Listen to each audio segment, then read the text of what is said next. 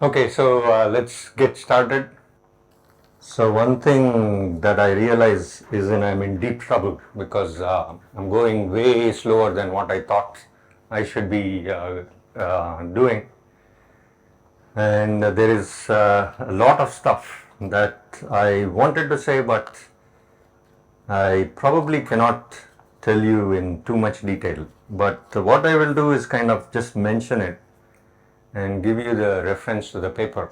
And if you want to know more details, then maybe you can look it up. That's the only thing I can do. So particularly in today's lecture, I'm not an expert in this. I don't know too much. So what I will share with you, what I've gathered from reading a few early papers. This thing, what we will get to today, hopefully, is the electroweak phase transition and can baryogenesis happen in the electroweak sector. So a lot of work has been done recently, and what I will present to you is some old work. So Sayantan can maybe make some comments about the more recent ones, and I think Diedrich has some review also on this. You can look that up. Did he talk about electroweak? Is he going to do it tomorrow? Maybe no. Oh, okay. So if he talks about it, then you can learn about, he has a recent review and it's a pretty detailed calculation that they have done. So if you get a chance, talk to him about it.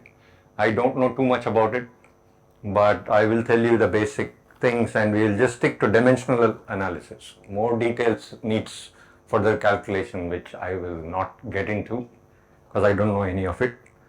And we'll see if we can at least get a flavor of what the physics motivations are and whether baryogenesis can happen in the electroweak sector.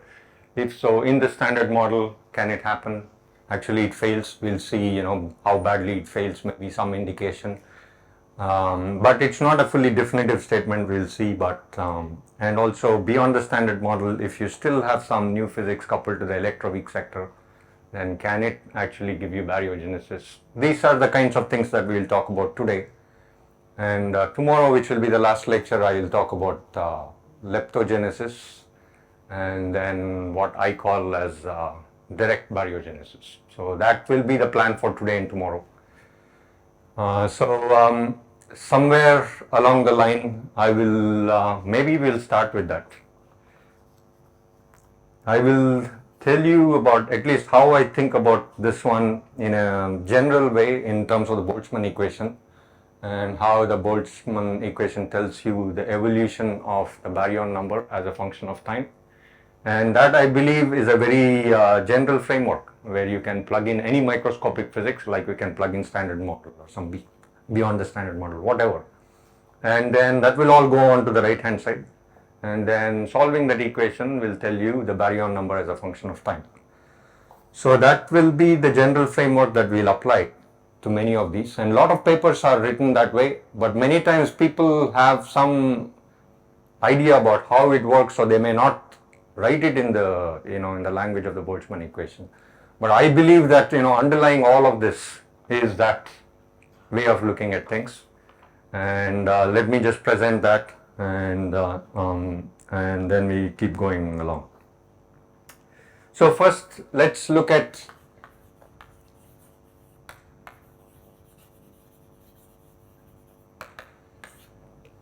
rate equation for anything, and this we want to specialize to the expanding universe.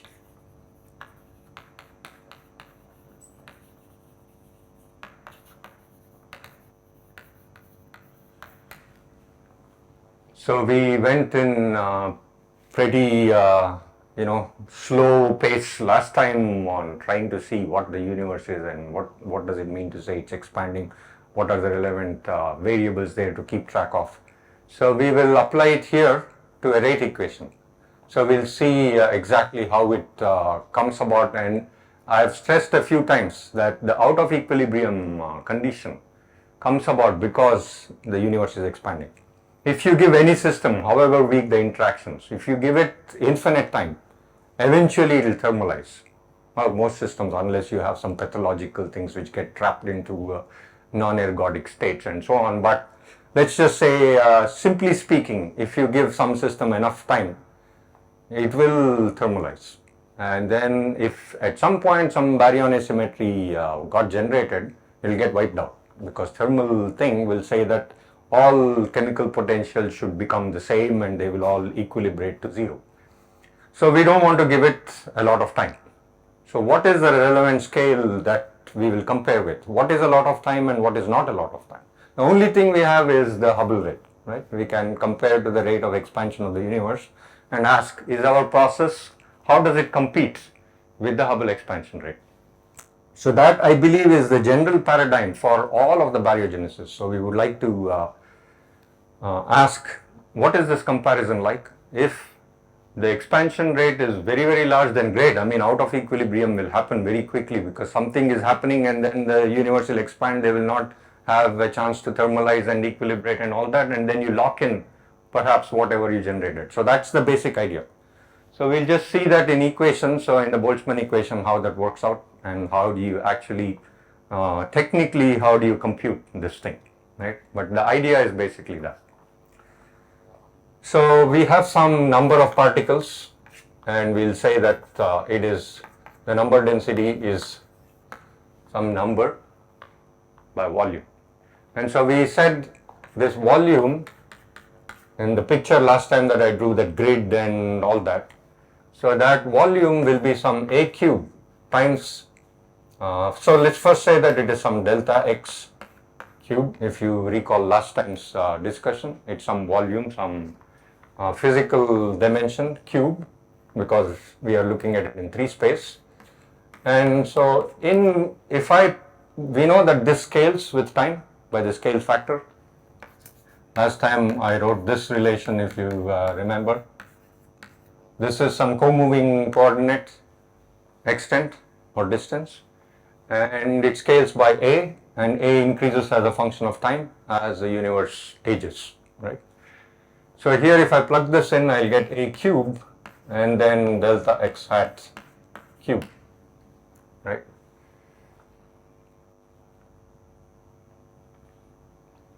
So here let me just write this as some n, capital N, divided by a cube. Or let me write this as n hat, right? Where n hat is just this part. I have just removed what I know, that there is, everything is scaling because of the expansion of the universe.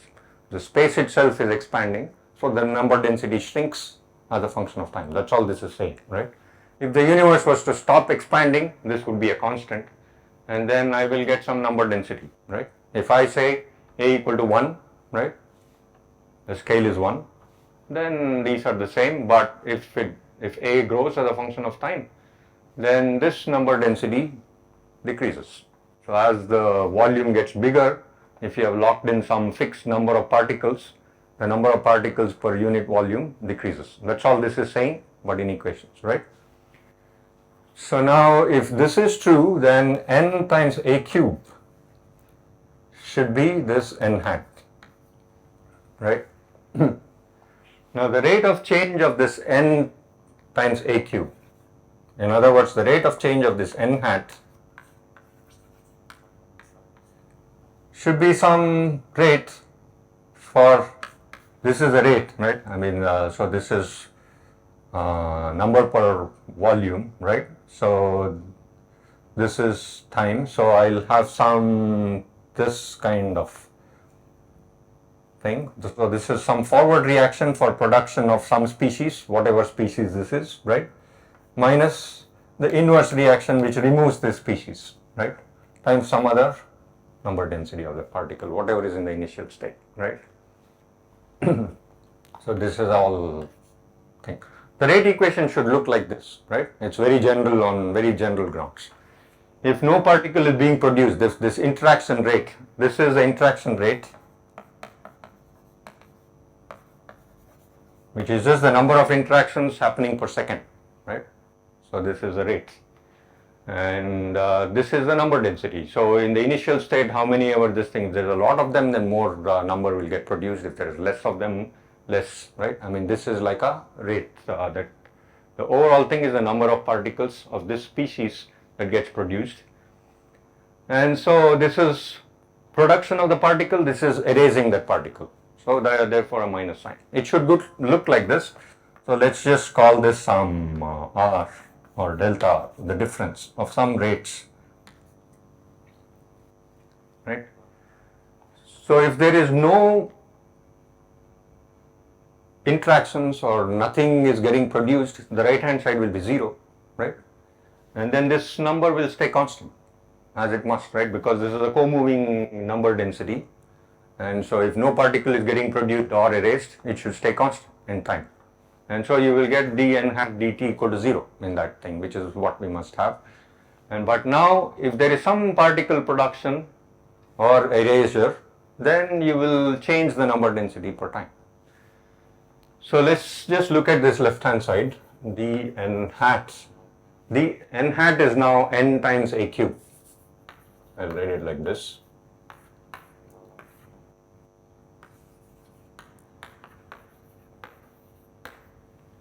Right? That's all we have. Now a I know is a function of time. So let's just expand this thing.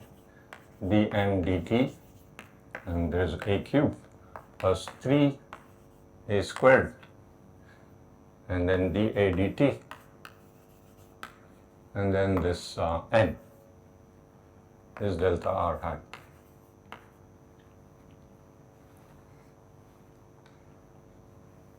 So let's divide through by a cube. So 3, and this is a dot, right? I'm dividing by a cube, so I'll get a dot by a in that case, right? So a dot by a, remember, is what we called as h, right? The Hubble rate at any given time, right? This tells you how fast the universe is expanding at that time, right? And so that will be 3h, right, from there, and then n equals delta r hat, and I divided through by a cube. So let's just call this as some delta r.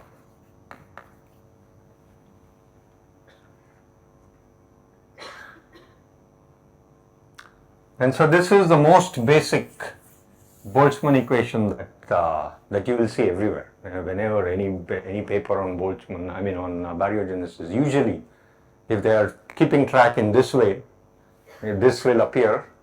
And the thing that I would like to point out is this term. The presence of this term now gives you whatever is the right hand side rates, it will compete with this term. And the dynamics of what we are going to leave in the end, how much is left over, how much is erased, all of that is to do with the computation between the production rate or erasure rate and the expansion rate of the universe. So that's the key thing that I would like to say. And even if I don't get into all of the details of how this works out in every single situation and so on, I believe this is at the back of what is going on everywhere. People may not explicitly always present it like this, but I believe this is behind the scenes, this is what is going on.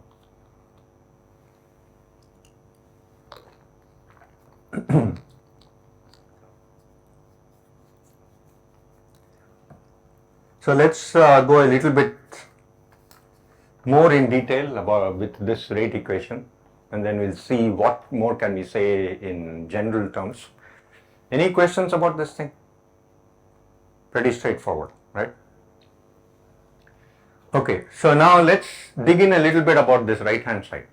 So all of the action from now on is going to happen on the right hand side, right? Because this is all, pretty straightforward. There is nothing more to say there. If we are going to look for the baryon density, then we just keep track of this one, the baryon number, right? Number density of baryons. And so it is going to work the same way. There is going to be a rate for production of baryons. There is a rate for erasure of baryons. And then they will compete with the difference of them and the expansion rate. So in any given theory now, then we are going to focus on the right hand side. what are the rates, what are the relevance rates of production of baryons and erasure of baryons, right? We need to first compute that in any given theory, right? Once we have it, we just plug that in here and then solve this equation. And then we will find what is NB as a function of time, and we can evolve it. From early times, we will assume NB of 0 equal to 0, right? At t equal to 0, we have 0. T equal to 0 is a rough statement, whatever, early statements, right? I don't really mean the Big Bang, but whenever we want to start this thing, we will say that it is 0 and then it evolves over time, and we will solve this equation and get NB of very late time, like let's say today, right? T equal to T naught. If we get NB, we assume NB of 0 equal to 0, and what is NB of T naught, which is nothing but the baryon asymmetry of the universe. So that's our goal. We take different examples from now on and then ask what are the rates computation, right? How does it compare with the Hubble expansion rate? What might be the estimates of this thing? And people have worked a great deal on doing this thing exactly, and they will tell you in very great detail what is the thing and all that. But I will not go into all the details. I certainly don't have the time, or am I familiar with all of that to present to you. So I will just present some estimates, dimensional analysis basically for what are the rates in a given scenario, how does it compete with H, and what can we estimate NB of T naught. So that will be the rest of the 2 lectures. So let's look at the right hand side then. Let's dig in a little bit deeper on how do we write down those rates. So the rate is going to be something like, this is the RHS, which usually is called as the collision term. Collision term of the Boltzmann equation. So this kind of an equation is called as the Boltzmann equation.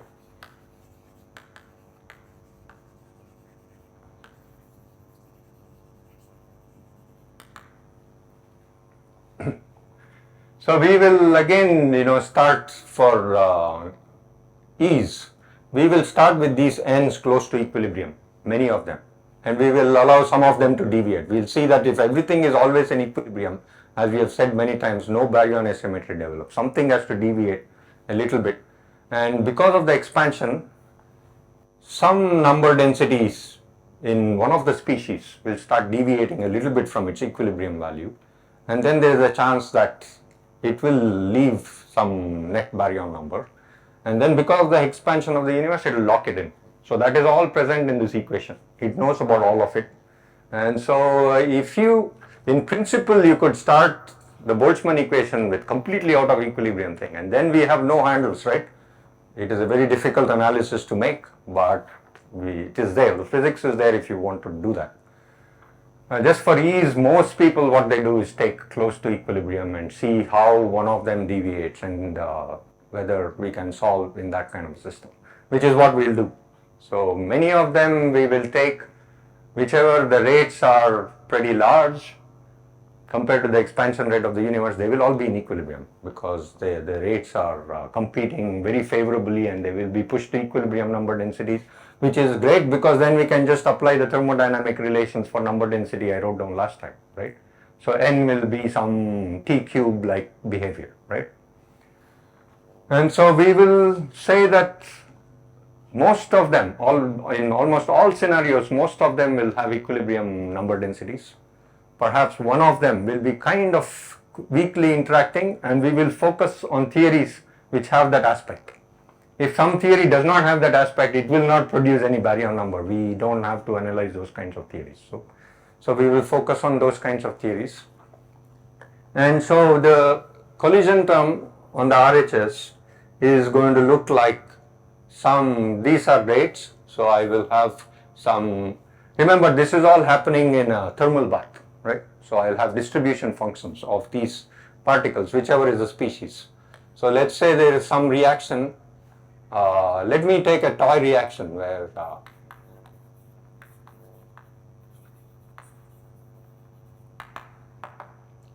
So there is some chi in the initial state which produces baryon, and there is a chi bar which produces B bar, right? This B has baryon number +1, B bar has baryon number -1. Independent of all the details, we'll just look at this toy model. And so if there is chi decaying, let's say, or producing, this could be a scattering, it'll be very sketchy, it could be scattering or decay or what have you, right? So something happens with this chi, this could be more than one particle, this is just symbolic. Here also there could be more than one particle, this could be a final state with more particles, but these, if they don't carry baryon number, I can suppress them. Now I'll only show this, that this baryon here is what I'm keeping track of. This reaction produces baryon number 1. It need not be 1, it can produce 2 units, that will also be fine. You just double everything, right? So this is a very general sketchy way of writing, and in actual detail we'll have to look at particular things, whether there is a 2-body final state, 3-body final state, 4-body, whatever, right? We'll have to put all of the correct factors. But whatever it is, there is going to be some thermal distribution function. Let's say it starts with being in thermal equilibrium. And chi is symbolically something which starts with thermal equilibrium distribution and then departs slightly from thermal equilibrium. That will be the kind of mnemonic that I'll have in my mind. So there is a distribution function which is of course the function of p chi, and there is some phase space like factor but for the initial state. We integrate the thermal distribution over, let's say, the pi chi. Pi chi will have something, let me write here.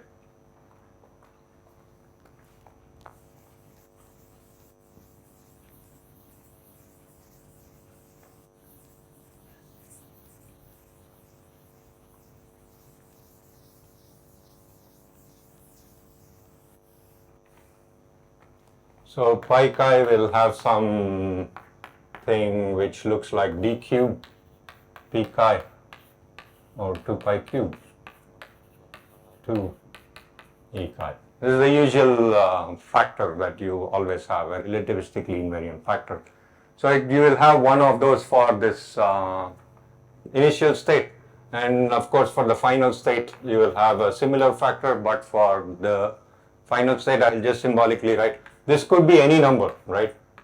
Whatever is the number of initial states, and this is whatever is the number of final states.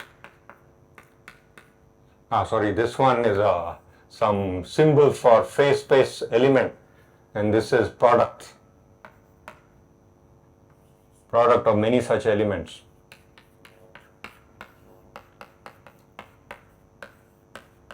Let me write this as B. There could be one or many such things, so we will put all of them here. And then there will be a matrix element for production of this particle.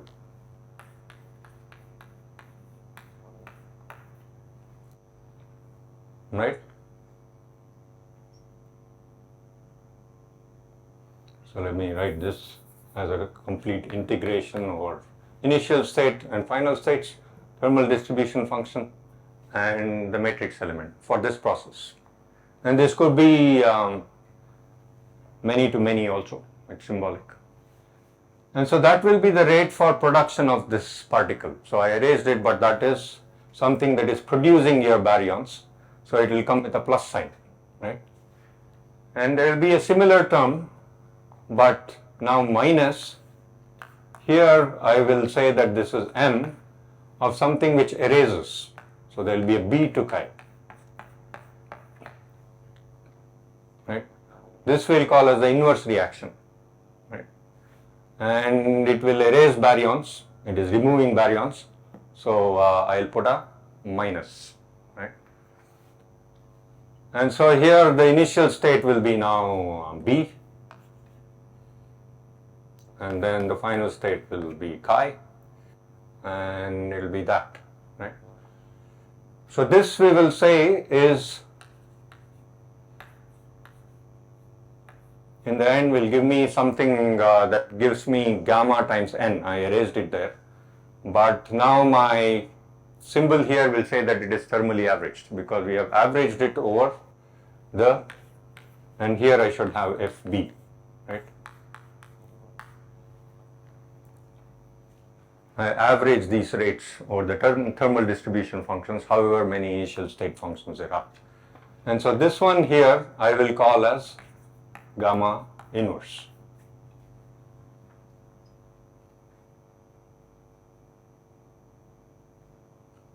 And this will be the equation for production of this baryon.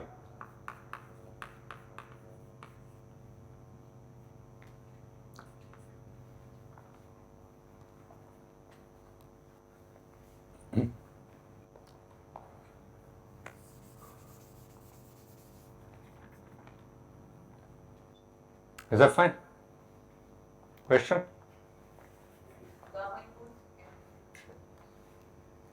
Thank you. Can you even see it behind the curtain here? Yeah, okay. So here there should be something which is in the initial state and here it will be E and B, right? Whatever is our initial state. That's what you were pointing out, right? Yeah, okay, thank you. Yeah. Is that fine? Yeah. Yeah. What about the expectation? Actually out of equilibrium system, right? For now, I'll say that it starts out being equilibrium. And then we'll say that these rates are computed because it is close to equilibrium. I will take the rates as the equilibrium rates, but then I'll ask whenever it deviates, this actually could deviate from the thermal distribution. In other words, we'll start the reactions with, it is a self-consistent set of equations. So you can have this F either equilibrium or non-equilibrium. And in other words, we will write this F in terms of the chemical potential, right? E to the V by T and then some F0, right? So I could start, for instance, let me just write down this other one and I'll come back to your point. So any other questions about this one? Okay, so I just want to write the one for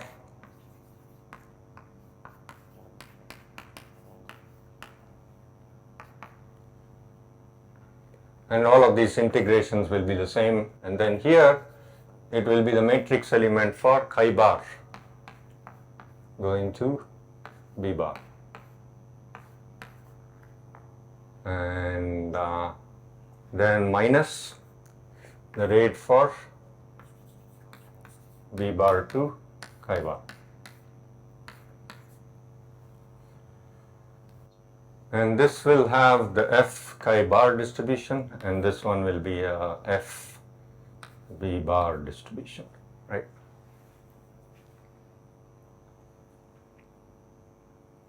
And so if I write every species, the ith one with the ith chemical potential, it will look like that, right?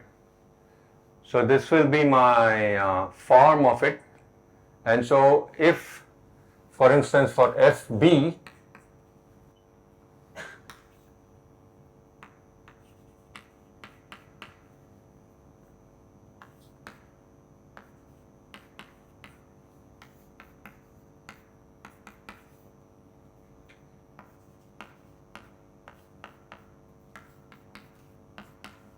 I'll take these to be the same because the energy relations will be the same between B and B bar. CPT will say that their masses should be the same and all that. So I'll say that the energy relation will be the same. So we'll put the same thing. And so the point that I wanted to make is if equilibrium, we will say that B, there will be a reaction, like let's say BB bar can annihilate to photons and so on, right? And so because the photon, this is a boson, and so mu gamma is 0, it has no chemical potential, there is no conservation for the number of photons or anything, it has 0 chemical potential. So in equilibrium, the equilibrium condition will tell me that mu b plus mu b bar equal to 0, mu gamma equal to 0, right? So this will tell me that mu b bar equal to minus mu b in equilibrium. So this is the way in which I mean these things, that if something is kept in equilibrium, if reactions are strong enough given the H term, if the interactions are strong enough, then a chemical potential relation holds by the equilibrium reaction. And then we will take those distributions in those things and then thermally average them, right? Now, if at some point, usually we start off when all the reactions are in equilibrium and we let the universe evolve, and at some point some reaction may be unfavorably competing with the Hubble expansion rate, and it will tend to take that species out of equilibrium. And then this kind of an equilibrium relation for the chemical potentials will not hold.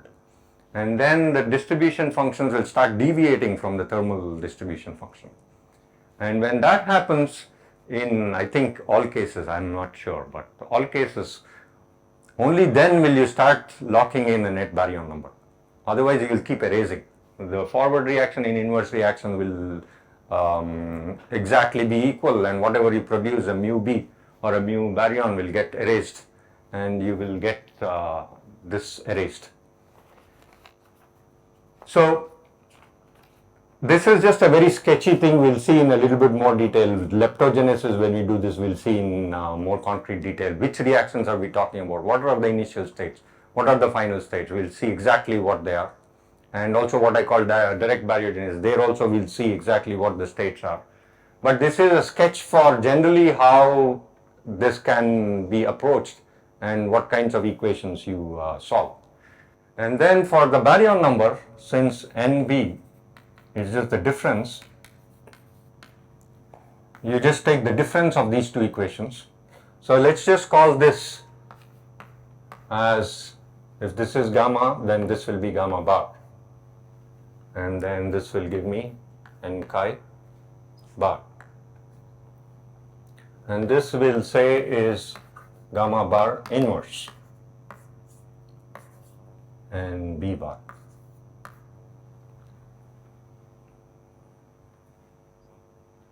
Right? So then I take the difference of these two equations. So now I will get NB. Remember, this is a net baryon number. It's the difference of the number density of baryons and the number density of antibaryons. And I am after the equation for that. All I do is take the difference and then it will be a difference of the rates. So they will be like this, then minus gamma inverse,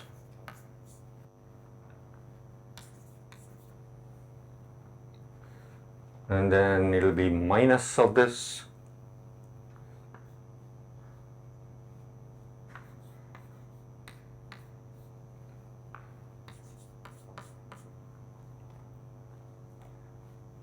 and then plus of this.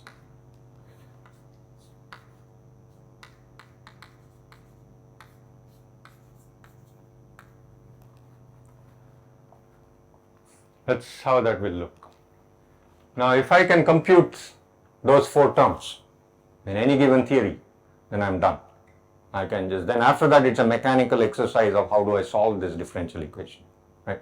Which may not always be possible, by the way. I mean, this could be horribly complicated and it is non-linear. So usually people do numerical solution for a realistic theory.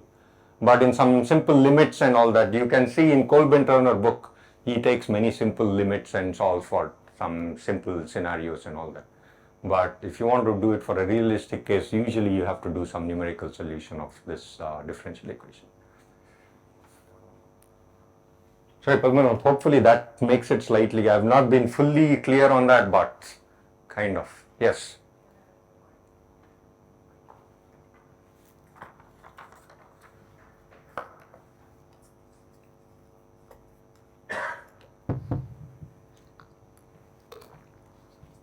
So I'm not really sure ki, this, I mean, very complicated phase space integral that you have written Yes. will be, I mean, I can't see directly how will we be able to pull out this n chi or nb factor, and I mean, will always No, this it integral is reduce to not this at all form? trivial to do that. You have to work it out. And in the end, you have to see that it will give you something that looks like that. From dimensional analysis point of view, you expect this to look like that. Right. Intuitively, it seems Yeah, should it be so like the this? details it will work out. What is really confusing me is like when we are out of equilibrium, this the f chi and f. Let's stick to in equilibrium, Okay. and then we'll say that we pull out all these chemical potential terms, right, from these f's, and it is going to look like some e to the mu, and then that's just a constant, right? That the mu is a number, so I can pull it out. Correct. And the rest of it is what I can think of is as though it had an equilibrium value, Okay. which is a known function. It is just a function of energy. This part here is just e to the minus e of t by t.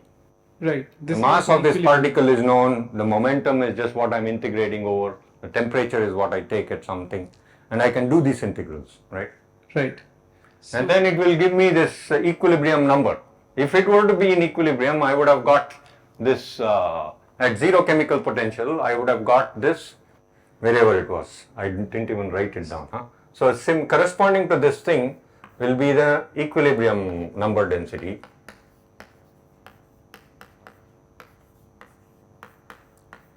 This is the equilibrium number density at zero chemical potential.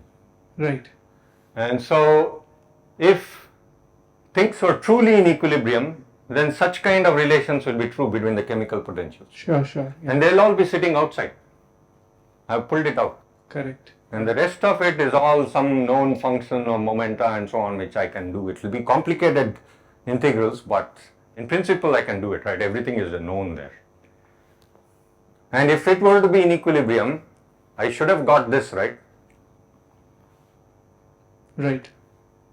So we will keep track of the departure from equilibrium, saying that conditions like this will not be met. If mu b is not equal to minus mu v bar, or mu chi is not equal to minus mu chi bar, or what have you. It will be a complicated relation. There will be a huge number of, usually in realistic cases, this is a very simplified version of it. Usually you have many chemical potentials, some maintaining equilibrium. You'll have a huge bunch of relationships, and you can fix all of them by those relations. But if there is only one reaction which at some point goes out of equilibrium, that one constraint gets taken out, and the baryon number starts developing because of that. Okay. And then if the expansion, if it happens at the right time, it locks it in. Okay. So that's generally the sketch. I have not been it's not at all surprising that you are puzzled. I have not given you any details. I have just given you a sketch of how it usually works out. Okay. And we can look at it in specific cases exactly how it works out, and then maybe that will make you more comfortable with how it works. Yeah. Okay. Okay. Thank you. But generally, that's all I can say. Okay. Any other questions? Okay. So let's move on. So this one I will let you simplify that. I will not bore you with the algebra of writing down that right hand side. And one definition that people always make is to say that now you see that in equilibrium gamma is equal to gamma inverse, then usually things will get erased, right? And then if Cp is good, then gamma equal to gamma bar, then things will get erased. They will all go to zero. Right hand side is always zero, right? If Cp is good and it's always in thermal equilibrium, usually the right hand side means that it will be zero. All the terms will cancel. And then if you start with Nb at t equal to 0 of 0, you will always be at 0. So now we must have Cp violation, as we have said many times, from Sakharov conditions. So what that means is this rate gamma is not equal to gamma bar. And similarly for the inverse, if this is true, gamma inverse also will follow. So now let's encode this thing by saying that gamma is some average, let me call this as gamma naught, plus 1/2 delta gamma. So I'll stop writing this thermal average. So everything is a thermal average in all of these, right? I'll just write it like that, right? All thermal averages.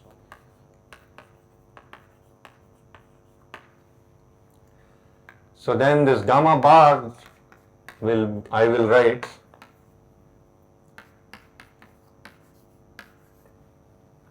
like that. So this is a thing which is just telling me my definition of delta gamma is just gamma minus gamma bar, right? So the difference of rates between a process and its conjugate process, antiparticle process, is non-zero, which is a statement of CP violation.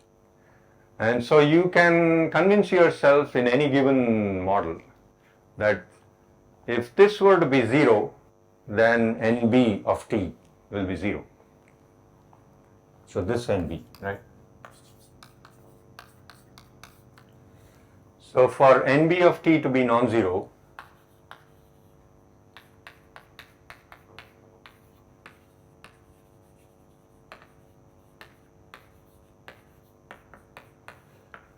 so this is the Sakharov conditions, which we will see working in this rate equation, right?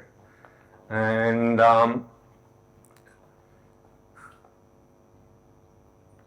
the inverse also, so these are all usually related, they are not completely independent. In any locally, local field theory, there will be relations between all of these rates. You cannot arbitrarily write down some random rates for all 4 processes. So the constraints come from usually, let me erase some of it. I think I don't.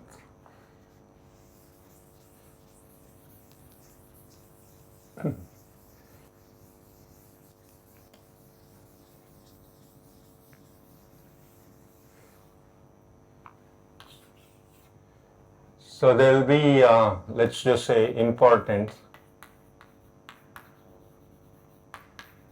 to keep track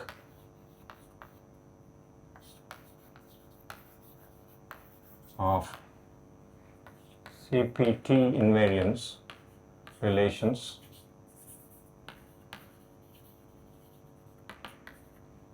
this is one of them, and the second one is also unitarity.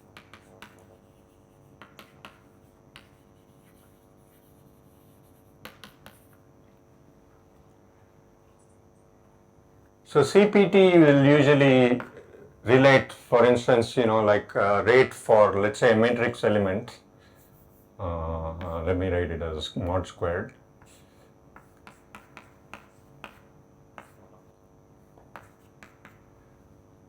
There will be more primitive relations, but I'll just write it like the mod squared. So here, if I take a CP, I will get the bars. So I am summing over implicitly here spins, right? That's why I don't keep track of left and right. It will just get summed over the left and right of the fermions. And then the rate equation will just look like with these unpolarized kind of scenario. You can work out more, like more general or more primitive relations which are more constraining than this, but I'll just write it like this. So if I then also do a T, it will interchange initial and final state, so I'll get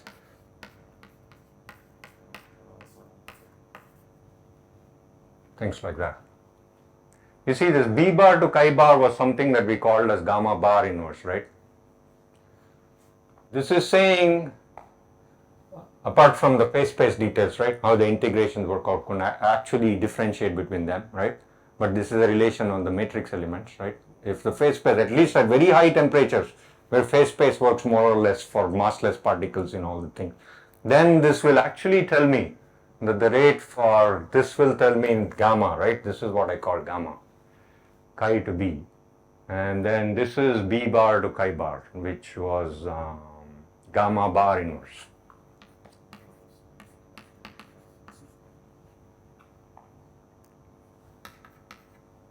And then there will also be a relation for chi bar to b bar. Is that what I looked at? Oh, so I should look at something else then, huh? B to chi.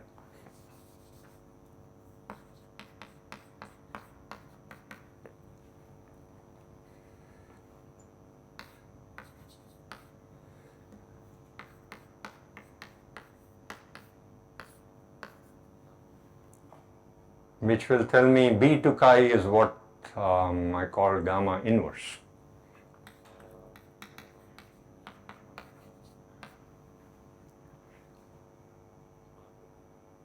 And that is chi bar to B bar.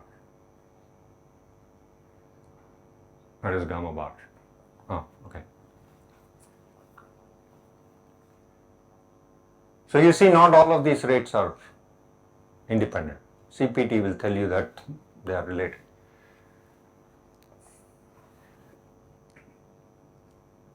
So unitarity will also put some constraints.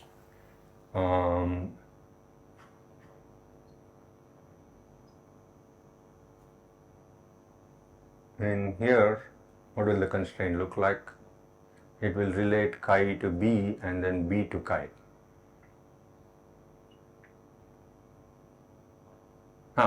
Let's come back to unitarity.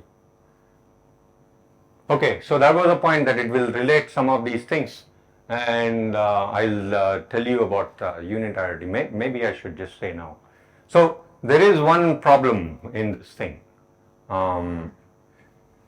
If it is just a single channel, like I've written, if you really try to work in a model where there is just one channel which is producing like this, CPT and unitarity will tell you that there can be no baryon asymmetry.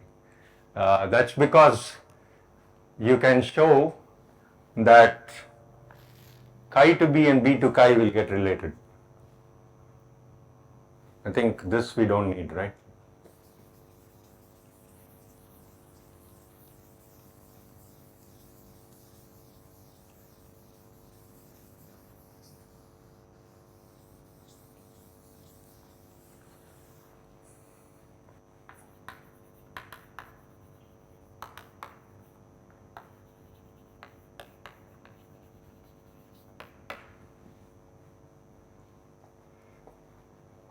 How does this look? Okay, I'll just not go through the entire argument for how you get this relation. I'll just leave it to you to look up because I'm way out of time on what I have to do. So I'll just write the final relation and you can look up and think about it and see if this is true or not. There will be relations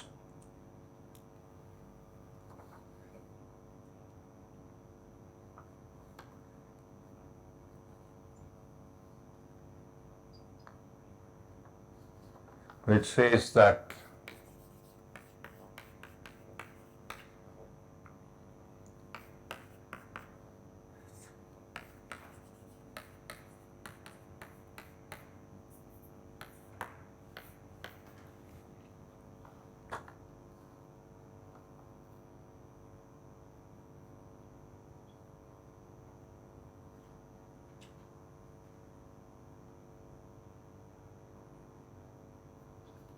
and then by CPT this will be equal to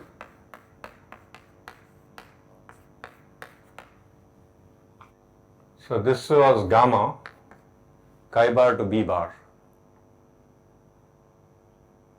is gamma bar, right? So this we have not put in any physics at all. I mean, it's just like very general considerations.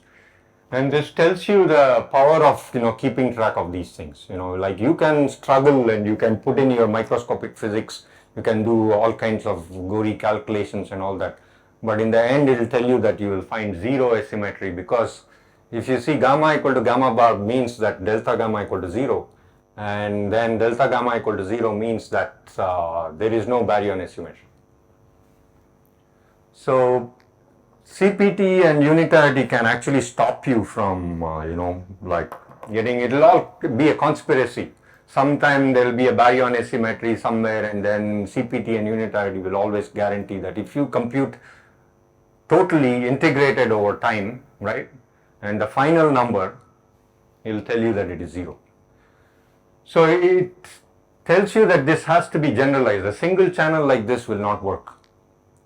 And therefore, you have to at least complicate the model enough to actually now say that there is not just one.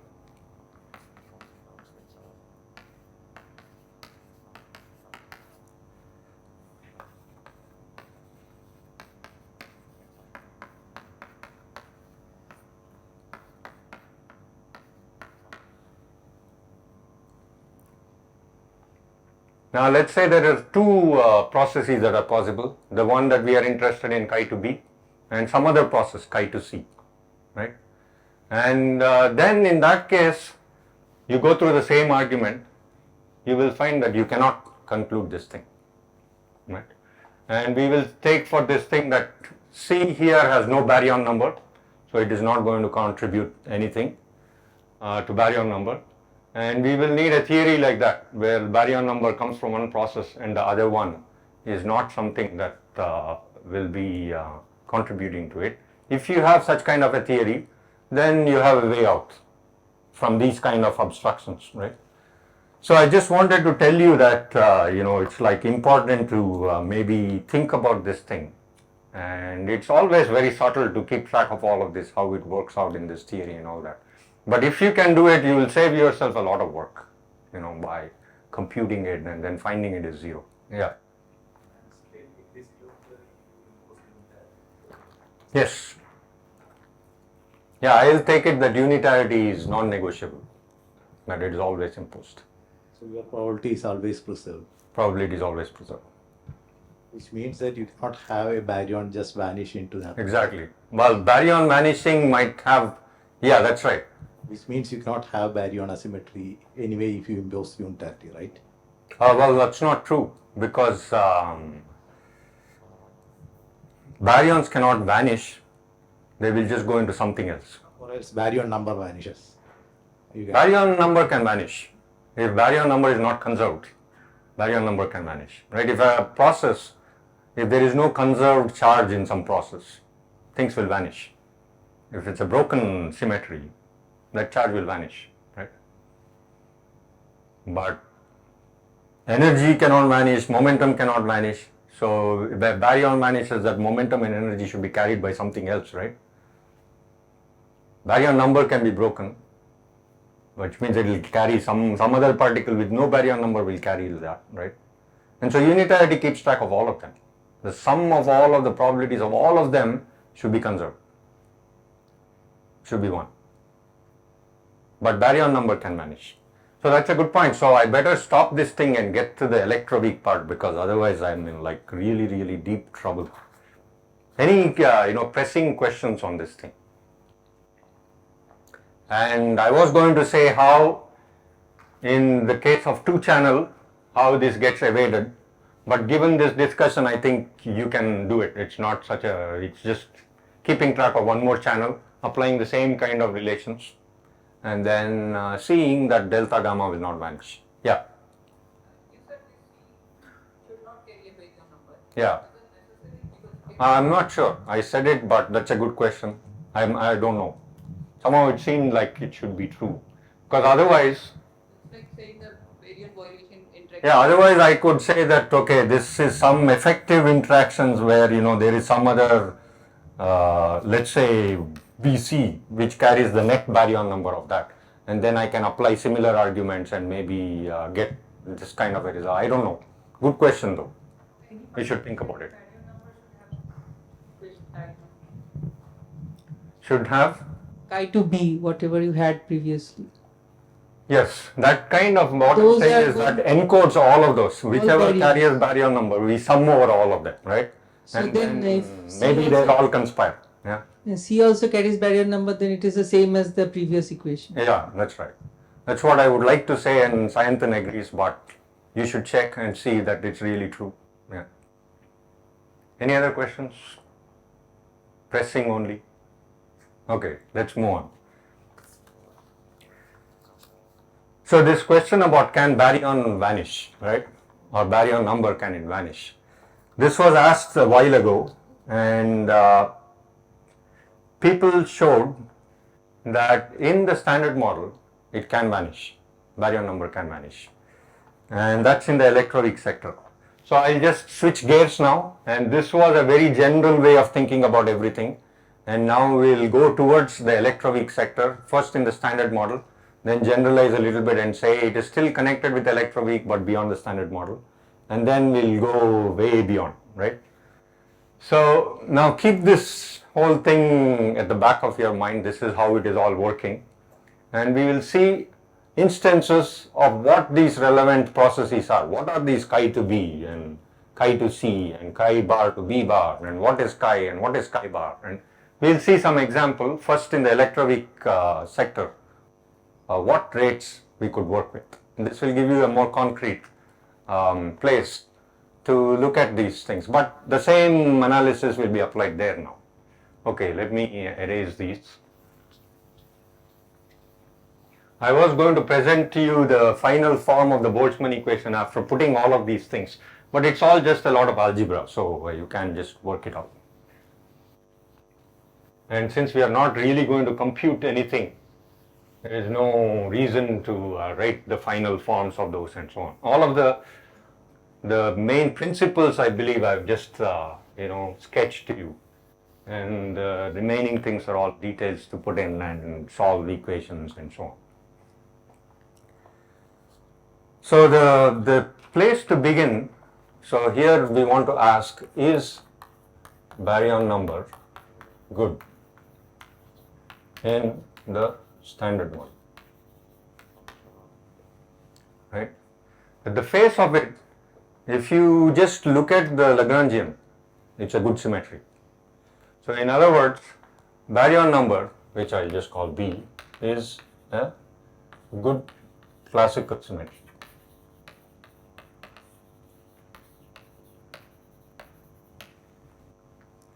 It's honored by all the interactions. It turns out that if you do perturbation theory calculations, even quantum mechanically, it is good, right? But for one place, which was pointed out by Tufts. And before this, it was actually, this was work by this.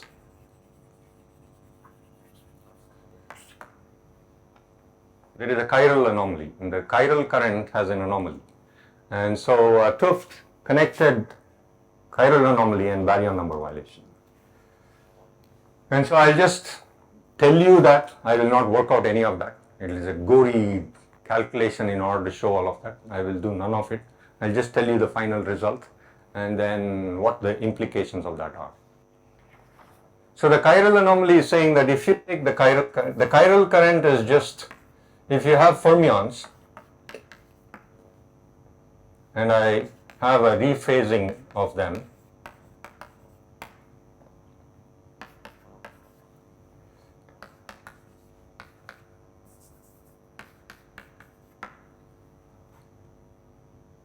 this is called as a chiral transformation. So I rotate the left-handed fermions and the right-handed fermions with opposite phase, right? That's a chiral transformation as opposed to a vector transformation, which you are familiar with in QED, for instance, right? This is the same sign.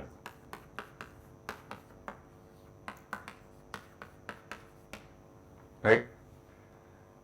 So what people realized was that this, if there is a, this is a symmetry of your theory, right?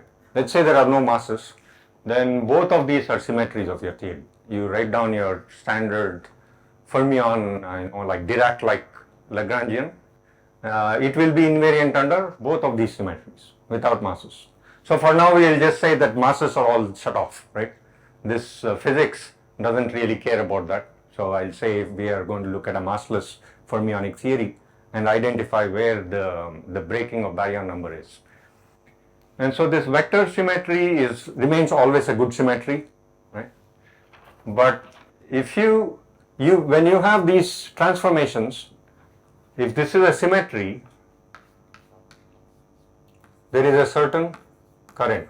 Let's just say that there is a symmetry current, which vector current I'll just write it as with no subscript. And chiral axial is also another term. This is an axial transformation. So I'll just say JA. And the axial current is this. If it is a symmetry, since it's a classical symmetry, we can work out another current of that, and it will be that. And saying that it is a symmetry is just saying that this is conserved.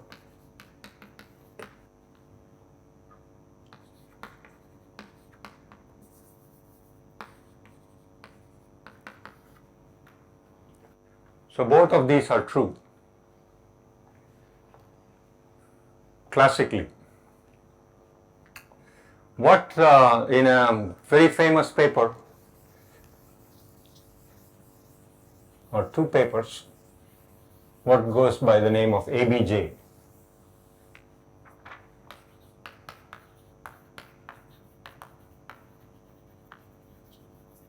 How many people are familiar with ABJ anomaly?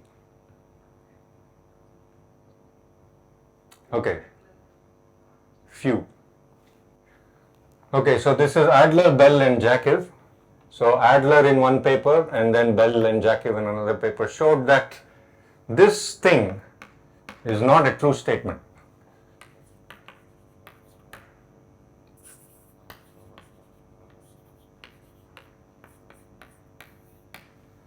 And what today we understand is that if you take this chiral current and compute this triangle, let's say with vector currents, let's just say this is the vector current and this is, this is the axial current and this is the vector current. So I sandwich this vector currents here, and then these are the fermions in my theory, the massless fermions, remember. So if I compute this triangle diagram, they showed that you will find that this current is not conserved. In other words, you will get something which is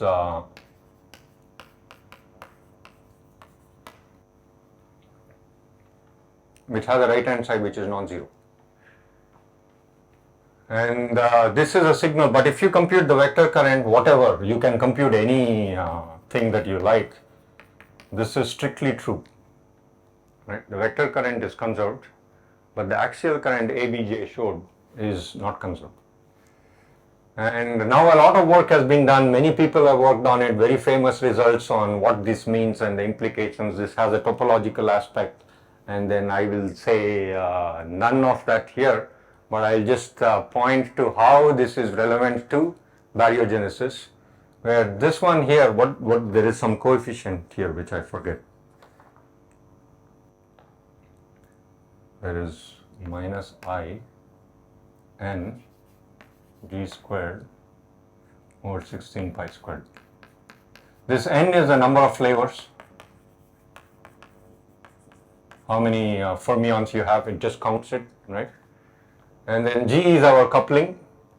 For this is actually, I have to do a gauged fermion model. So I'm going to say that there is a gauge theory which the fermions are charged under, and then that is the G of that gauge theory. Sorry, Santhan, you wanted to make some point. Oh, is it not? Okay.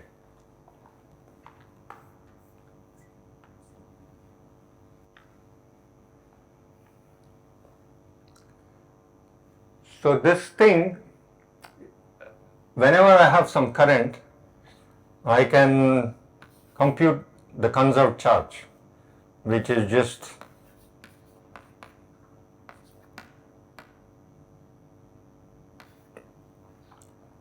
and for the chiral current, we can compute the corresponding chiral charge, right? And if I just do this a vector, like QED is a good example of a vector where the vector current is gauged. And if I do this exercise for the vector current, I'll get the electromagnetic charge, right? That's a standard exercise we know how to do. But I could do the same thing, but now for the chiral current, the zeroth component, if it is conserved, should be a conserved charge. But now we know that there is a right hand side, so it is not conserved. So if I just do this, this is a definition now of what I mean by Q phi, and then I do the integrals d cube x, this side and this side, right? What I will find is that this no longer is zero. If I start with some charge, say at t equal to minus infinity, I start with some number of charge Q phi, and then I compute it at t equal to plus infinity, right? So there will be a change in this chiral charge because it's not a conserved charge. This anomaly breaks it. And so this will be non-zero, and this one has a topological character in the sense that if I just compute this integral, I will find an integer. So the violation of chiral charge is given in terms of this nu. This is just an integer. And what is that nu? Nu is related to the integral of this thing.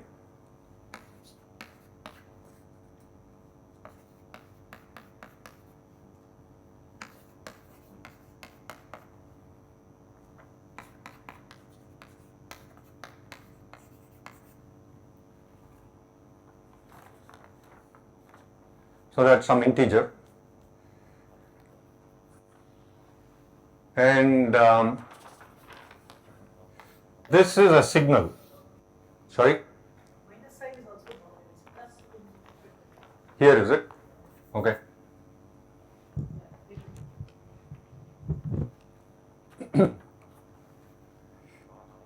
So the change in chiral charge is just given by some number.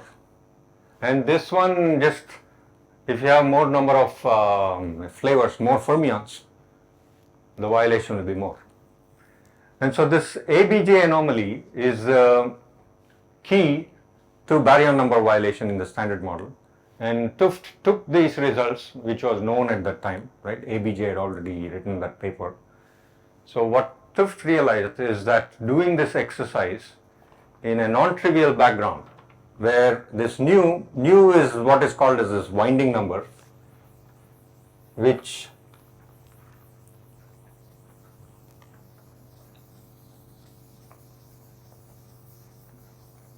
tells you the change in the sector, in the gauge field. The gauge configurations could either be trivial or could have non-trivial topology, and n keeps track of it. It's the winding number.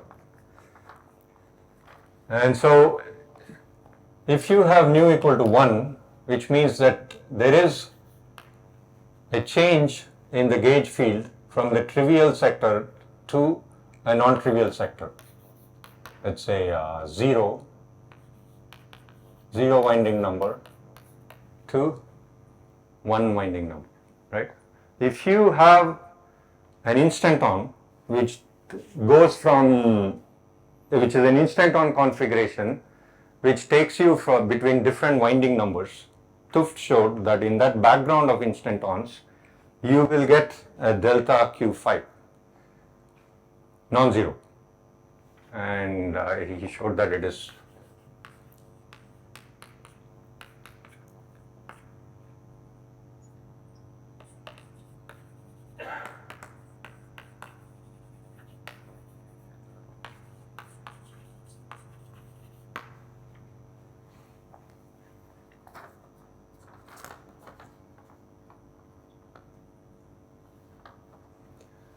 And what he did was to say that, okay, if this is true, if there is a chiral anomaly, he said, let's look at the anomaly which relates to now the W's, right? The weak gauge bosons. Let's look at SU2 instantons.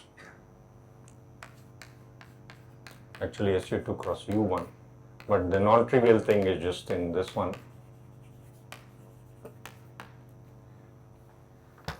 So Tufts in 1976 showed that if you look at this quantity, let's say we look at the baryon number. We'll put a baryon number current here. Right? If you do this for baryon number in a non-trivial gauge background, which is this instant on background, he showed that this thing is broken, that the chiral charge is not conserved, so that there is this thing, but now the baryon number is not conserved in this kind of a process. So you need this non-trivial gauge configuration and the electroweak sector, and which is both part of the standard model. And so if you have that kind of a configuration, he argued that you will get baryon number violation. So sorry, this was just a very broad overview. I didn't tell you any of the details, but just to tell you, if not show you, that in the standard model that there is baryon number violation, and it comes about because of this chiral anomaly. And now that we have, you could insert a leptonic current also, same thing, and that will tell you that this is also, in fact, this is violated by 1 unit per generation.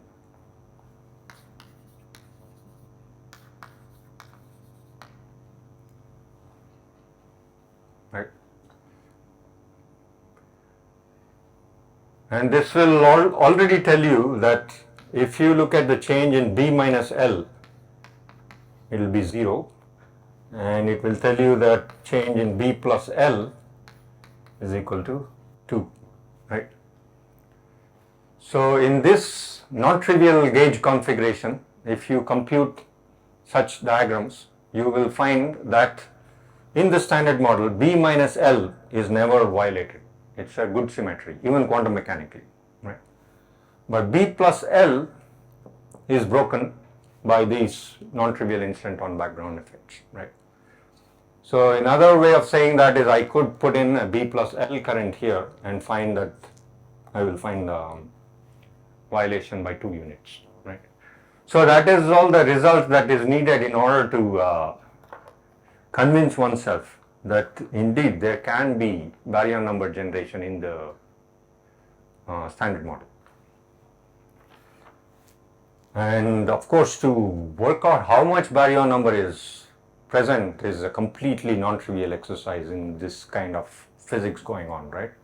You need the instant on number density as a function of temperature and how many such violations are happening in a given volume. And Sayantan, I believe, can tell you a lot more about that kind of thing, or Dietrich, you can ask them and how to compute these things and what goes on, how does one address this problem and all that. But my point was just to tell you that in the standard model, because of these kinds of processes that are present, there can be a violation. And then we can take the rates, if you can somehow compute the rates for these processes as a function of temperature, we can plug that into our formalism for the Boltzmann equation and all that, and then solve that differential equation for NB as a function of time. And because the standard model has 3 generations, I will just write down one diagram. Because this is a trace anomaly, so it will count all of the fermions that are present. It counts all of the flavors. And so it will look at the entire standard model. So if you have this instant on background,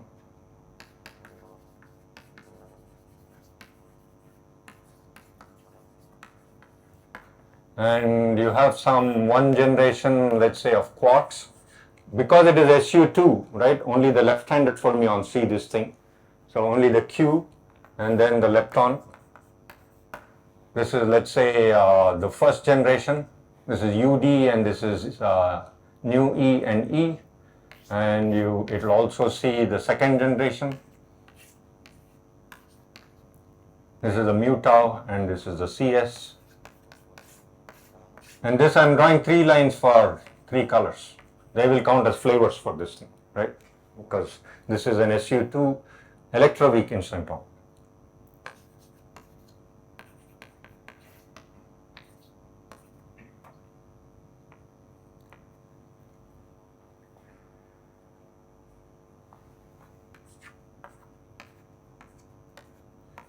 So which particular processes will be allowed and not, you can keep track, all other quantum numbers which are good in the standard model should be honored, right? So not a random process will happen. You cannot violate electromagnetic charge, for instance. So there are only certain combinations which are not disallowed by any of the other good quantum numbers that are possible. But this will tell you that violation of baryon number is how many? Is 4 per generation. Because this counts as flavors for that thing. So because there are 3 flavors, 3 generations, you will get 12 units of baryon number violation in any such instanton process that's happening, right? This is all a result that follows from the Tufts 1976 paper, and you just apply it to the full standard model and you will get that result. So for instance, you can move one of these legs, like if this is a Q, you can move it to, I believe, an L bar. And this will be a right-handed, so this will be a left-handed. So you can have a process where, you have this Q that comes in and L bar that goes up. This obviously will violate both lepton number and baryon number, right? This should be true, I guess, if B minus L is not touched.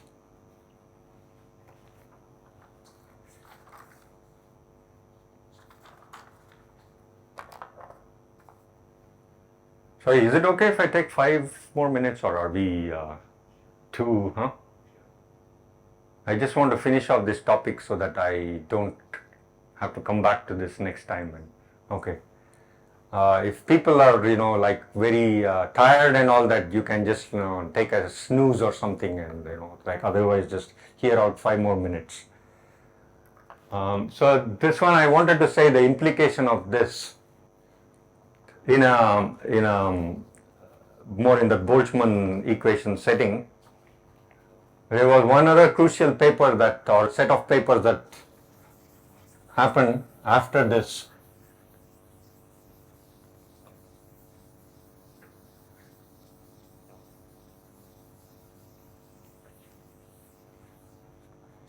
Which is to do with sphelerons.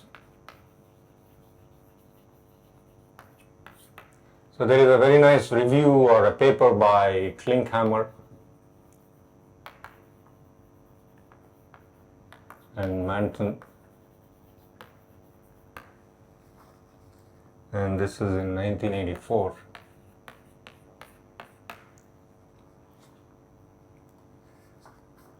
Where they consider such kind of processes, SU2 non-trivial instanton background processes, and they show that if you look at, let's say, the potential,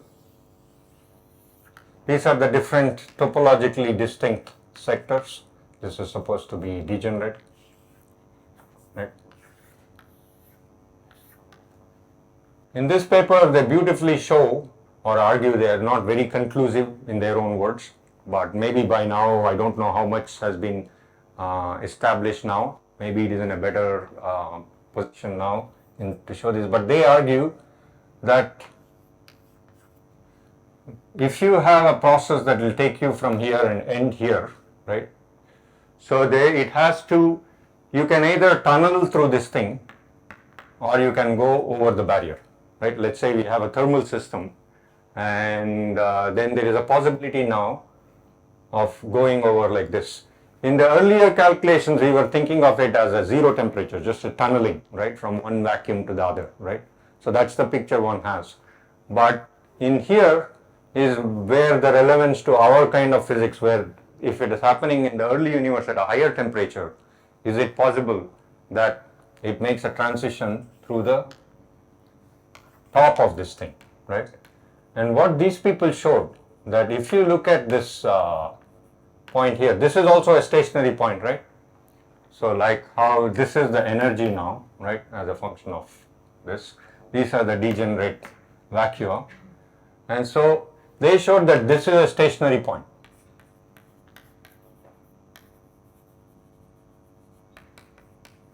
And will correspond to some excitations which they called sphelerons, and they computed the energy of these sphelerons. So if you know this is like a barrier height. If you can compute this barrier height, right, then you can say in a high temperature phase how many such processes will go on, right? Higher the barrier, less number of processes that will go on. So their paper was very useful in order to know what is this barrier height. And I will skip all of the details of this thing, except I will give you the final result. And the estimate, they say that it is an estimate.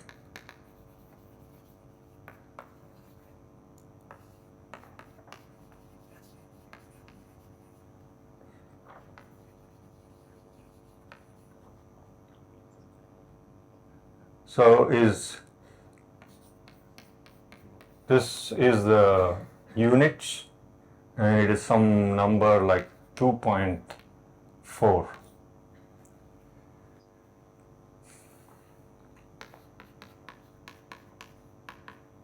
Let's say that this is of this order, right, which is about 10 TeV. So this is a very useful number to know, because this tells you then that whether this physics is relevant in the high temperature phase in the universe, and perhaps this kind of processes, baryon number violating processes, are happening when temperatures are of a few TeV order. And their calculation gives you an estimate to know what is the relevant temperature. And now we know the Hubble expansion rate. If you have some temperature like that of around few TeV, now we can write down the Hubble expansion rate, which is this 1.66 root g star T squared by m Planck that I wrote down, right? And we can compute the rate for these spheleron processes given, like when you have this energy, the rate, any rate for a spheleron process. Let me write there, I'll erase that.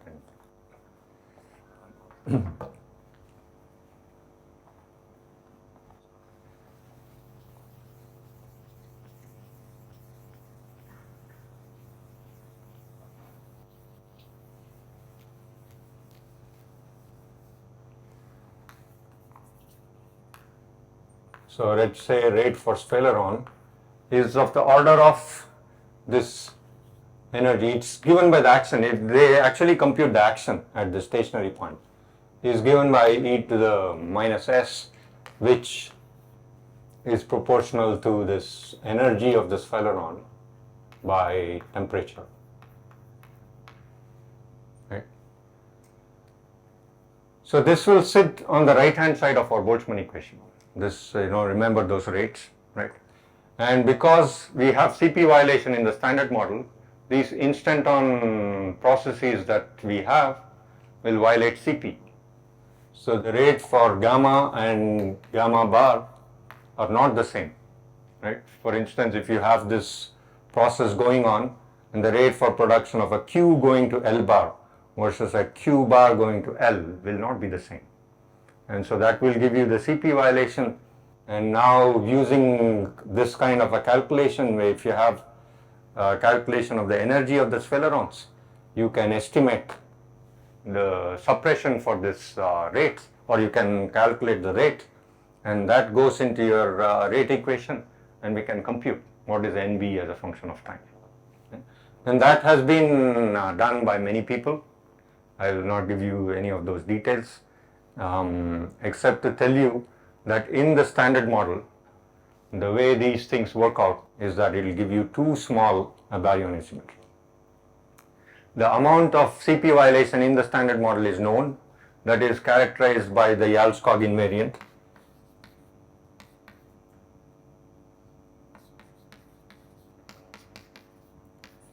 So in the quark sector, it's very tiny. A basis independent measure of CP violation is of the order of 10 to the minus 5. And people have shown that this one, if you just plug in the numbers, which I have, but I don't have the time to tell you any of that. But if you plug in the numbers, you will get NB in the standard model today of the order of 10 to the minus 13 times some factor, which is some measure of the primordial, or I shouldn't say, what should I say, the microscopic.